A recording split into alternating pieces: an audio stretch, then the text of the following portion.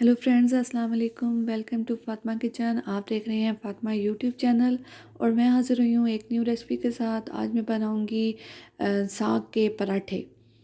तो मैंने कुछ दिन पहले साग बनाया था और मेरे ख़्याल से मैंने अपने चैनल पे पहले भी वीडियो अपलोड की हुई है साग की। तो जो साग है वो ऐसे तो खा लिया गया, लेकिन जो मतलब बच जाए तो उसको वेस्ट नहीं करना चाहिए। मैंने सुबह नाश्ते में पराठे जो हैं वो तैयार करके सबको खिला दिए। तो इस तरह से हमने जो है ना पराठे तैयार कर लेने हैं। छोटे-छोटे हमने पेड़े बना लेने हैं। मेरे पास जो आटा है वो चक्की का आटा है। सुर्ख और वाइट आटा जो है ये दोनों ही मिक्स हैं। और लेकिन अगर आप वाइट आटे के बनाएँ तो बहुत ही मज़े के टेस्टी तैयार होते हैं, लेकिन हर एक को ये सूट नहीं करते। तो जैसे भी जिसके पास जैसा भी आटा है, ये हर आटे के इस तरह से पराठे जो हैं वो तैयार हो सकते हैं। तो आप इस तरह से पराठे तैयार कर लें। इस तरह से हमने 2 पेड़े बना लेने हैं छोटे-छोटे और इनको अच्छी तरह से हमने बेल लेना है। खैर मैं तो पराठे नहीं बना रही, मैंने भी मम्मा को ही लगाया है कि मुझे पराठे तैयार करके दें। और वैसे भी अगर सुबह के टाइम जो बड़े बंदे होते हैं ना, घर के बुज़ुर्ग हो गए या अपनी वालदा हो गई, ये पराठे तैयार करें ना तो नाश्ता करने में भी मज़ा आता है। मुझे भी बनाने आता ही है। आपने देखा ही होगा कि वीडियोस मैंने बहुत सारी जो अपलोड की हैं वो मैंने खुद ही सारी कुकिंग मैं खुद ही करती हूँ। लेकिन ये है कि सुबह का जो नाश्ता है वो घर के बुज़ुर्ग के हाथों का अगर बना हुआ हो ना तो फिर तो बहुत ही टेस्टी होता है। और इस तरह से हमने जो पराठे हैं वो रेडी कर लेने हैं। और ये देखें जी, एक पेड़ा जो हमने तैयार किया था उसको हमने बेल लिया है। बेलने के बाद हमने साग जो है वो अच्छी तरह से साग का लेप जो है ना वो लगा लिया है। और दूसरे वाला जो पेड़ा था वो भी हमने बेल के इसके ऊपर ही कवर इसको कर लिया है।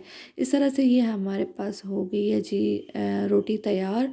और एक दफ़ा हम इसको इस तरह से करके और फिर हम गरम तवे के ऊपर इसको डाल देंगे। तवा जो है वो सही तप जाए, गरम हो जाए, उसके बाद हमने रोटी इसके ऊपर डालनी है, क्योंकि रोटी जो है वो फिर सख्त हो जाती है। तो हमने इस तरह से इसको तैयार करना है, क्योंकि अगर रोटी सख्त हो जाए तो फिर बुज़ुर्ग बंदा नहीं खा सकता।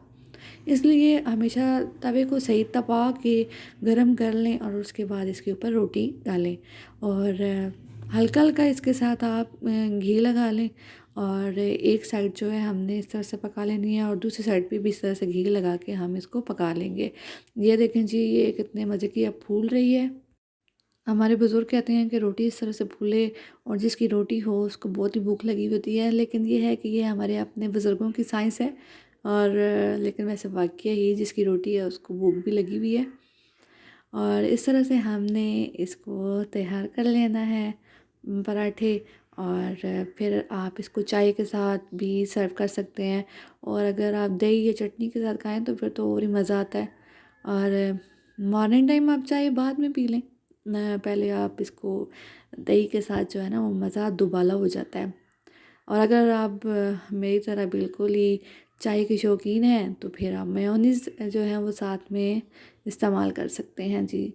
तो ये देखिए जी, दोनों साइडें हमारे पास पक चुकी हैं और बस थोड़ी सी मतलब इसकी किनारी रह गई है, ये भी पक जाए तो फिर हम इसको सर्व करेंगे। अगर आपको हमारी वीडियो अच्छी लगे तो लाइक करें और हमारे चैनल को सब्सक्राइब करना मत भूलिएगा। और ज़रूर ट्राई कीजिएगा ये रेसिपी आप भी, बहुत ही मज़े की रेसिपी है। इस तरह से हमने इसको तैयार कर लेना है और घर वाले भी खुश हो जाएंगे। हमारे घर में तो बड़ी सारे जो हैं वो शौक़ से मूली के पराठे और साग के पराठे, दाल का पराठा सब बहुत शौक़ से खाते हैं। फिर मिलती हूँ एक न्यू वीडियो में एक न्यू रेसिपी के साथ। तब तक अपना बहुत सारा ख्याल रखिएगा। अल्लाह हाफ़िज़।